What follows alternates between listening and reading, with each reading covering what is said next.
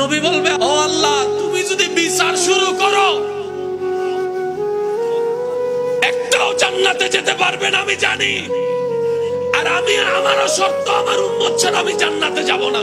এবার তুমি কি করবা করো, এবার তুমি কি করবা করো, এবার তুমি কি করবা করো। নবীজি প্রথম হাসরের ময়দানে উঠেই প্রথম যে কথাটা বলবেন, ইয়া আখি জিবরাইল আইনা উম্মতি। ও জিবরাইল, আমার উম্মত কোথায়, আমার উম্মত কোথায়, আমার উম্মত কোথায়? আমি মুস্তাফা আমার উম্মত ছাড়া জান্নাতে যাব না, জান্নাতে যাব না, জান্নাতে যাব না। আমার উম্মত লাগবে।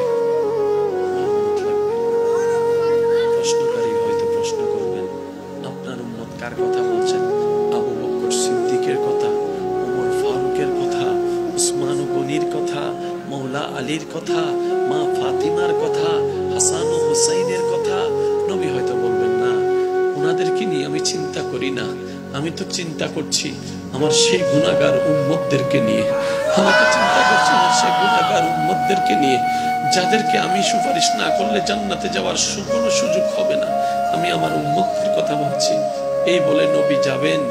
রব বলবেন, হাবিব, সবার জন্য রেখেছি, আপনার জন্য রেখেছি মকামে মাহমুদ, মকামে মাহমুদ, মকামে মাহমুদ।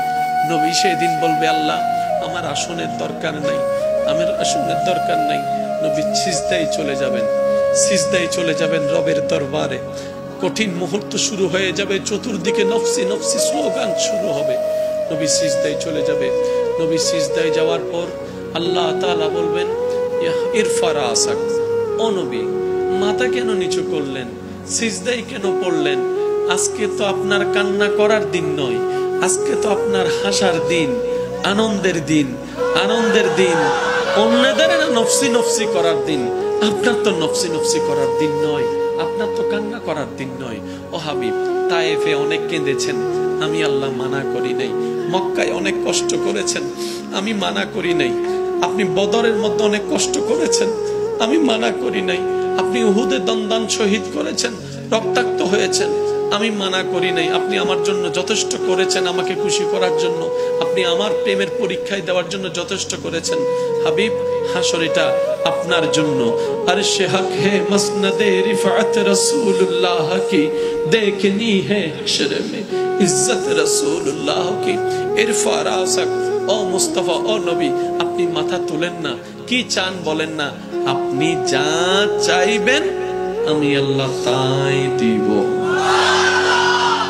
এবারে নবী বলবেন, আল্লাহ, আমার উম্মত, রব্বি হাবলি উম্মতি, রব্বি হাবলি,